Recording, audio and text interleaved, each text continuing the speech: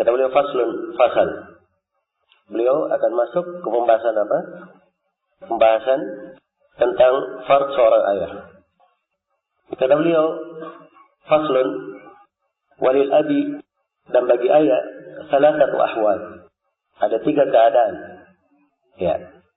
Yang disebut di sini bahwa ayah berapa keadaannya? Ada 3 keadaannya di dalam hal pewarisan. Jadi keadaan yang akan disebut secara global oleh ulama ada 3 ya. Yang pertama kata beliau halun lahus sudus. Ada 1 keadaan si ayah mendapatkan 1/6. Ya. 1 keadaan si ayah mendapatkan 1/6. Kapan itu? Wahiyya ma'a dzukuril walad. Yaitu apabila yang meninggal memiliki anak laki-laki. Baik.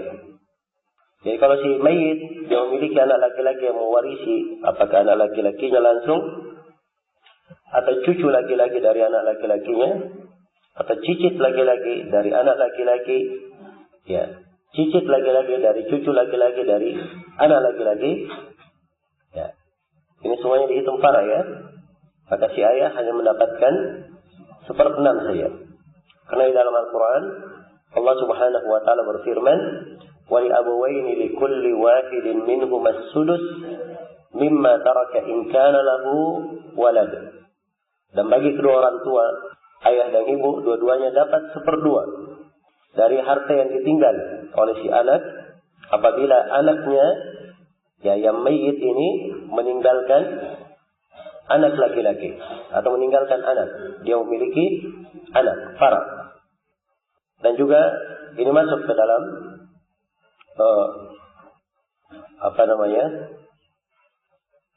baik itu dalilnya ya, berkaitan dengan ayat.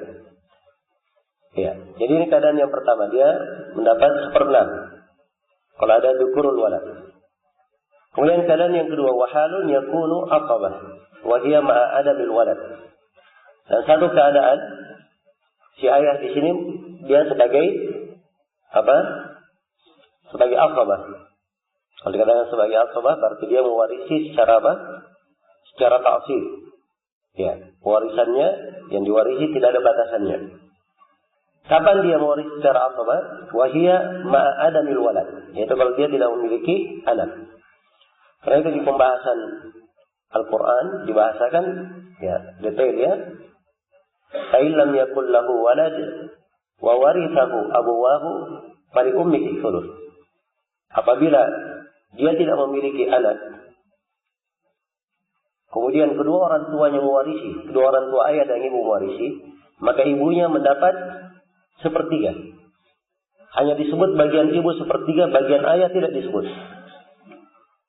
Ya, tidak disebut berapa jumlahnya bagian ayah. Karena bagiannya ayah adalah apa? Tidak ada batasannya. Ya. Dan juga masuk ke dalam hadits Ibnu Abbas, alhiqul fara'id li ahliha, fama baki fahuwa li aula rajulin dzakar. Ikutkan faraid kepada pemiliknya, ada yang tersisa maka berikan kepada rajul dzakar yang terdekat. Dan yang terdekat dari mayit siapa? Adalah ayahnya. Baik. Jadi ini keadaan yang kedua dari warisan siapa? Warisan ayah. Kemudian keadaan yang ketiga, kata beliau wahalun lahu al-amran. Atau saya sebelum pindah ke keadaan yang ketiga, yang pertama dan kedua dipahami ya. Jadi keadaan yang pertama dia memiliki berapa? Bagian 1/6. Ini kalau tidak ada apa? Tidak ada anak. Misalnya seorang suami meninggal. Dia tinggalkan seorang istri dan seorang ayah. Baik. Berarti istri dapat berapa? Seorang suami meninggal, saya ulangi. Dia tinggalkan seorang istri dan seorang ayah. Istri dapat berapa? Dapat 1/4. Karena tidak ada anaknya si suami. Baik. Kemudian si ayah? Dapat berapa? 1/6? Ya. Dia dapat sisanya ya. Ya, dia dapat lebih dari harta. Ya, 3/4 adalah miliknya. Sebab dia di sini mewarisi secara apa? Secara ta'sib. Tidak ada anaknya. Kecuali kalau ada anak, nah itu lain lagi namanya. Iya. Kalau misalnya seorang suami meninggal, dia tinggalkan istri, kemudian dia tinggalkan anak laki-laki, dan dia tinggalkan ayah. Maka si istri dapat berapa? 1/8, si ayah dapat 1/6, dan si anak lebih dari harta. Adalah milik si anak. Jelas ya? Kalau misalnya dia meninggal, atau tidak usah saya kasih contoh, nanti bingung lagi. Ya, belum sampai ke situ ya nanti. Berikutnya kata beliau, wahalul lahul amran, dan satu keadaan dia punya dua perkara. Ya, maksudnya punya dua perkara, dia boleh mewarisi secara fard, dia mewarisi secara fard dan mewarisi secara apa? Secara ta'sib. Nah, ini kalau wahia ma'inatil walad. Nah, kalau anaknya bukan anak laki-laki tapi anak apa? Anak perempuan. Iya. Anak perempuan. Jadi kalau misalnya si ayah ini seorang meninggal, seorang suami, seorang meninggal, dia tinggalkan 2 anak perempuan dan tinggalkan seorang ayah. Dia tinggalkan 2 anak perempuan dan dia tinggalkan apa? Seorang ayah. Maka 2 anak perempuan akan datang nanti bagiannya berapa? 2/3. Falaha thulutsa ma tarak. Ya, falahu ma thulutsa ma tarak. Untuk keduanya mendapatkan 2/3 dari harta. Berarti masih ada harta tersisa berapa? 1/3. Maka di sini ayah dapat 2 sekaligus. Ya, pertama secara fardnya berapa? 1/6. Jadi dia dapat 1/6 dari 1/3. Dan yang 1/6-nya lagi yang tersisa dia dapatkan secara ta'sib. Ya, sebab dia asabah yang tersisa. Jelas ya? Jadi si ayah totalnya dia dapat 1/3. Ya, 1/6 secara fard dan 1/6 secara apa? Secara ta'sib. Ya.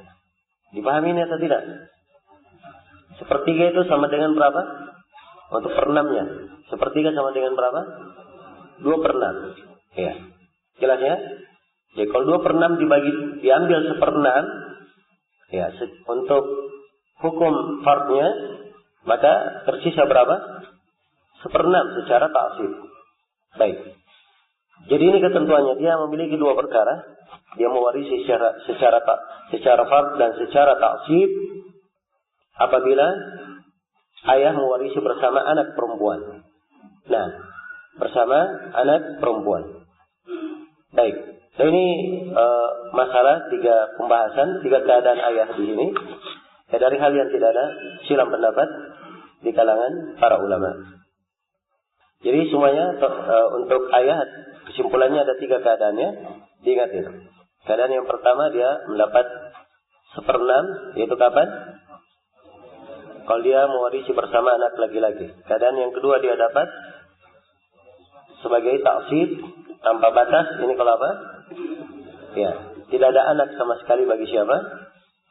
Bagi si mayit. Tidak anak laki-laki, tidak anak perempuan. Kemudian keadaan dia mewarisi secara fard dan secara ta'sib apabila apa? Dia memiliki atau dia mewarisi bersama anak perempuan.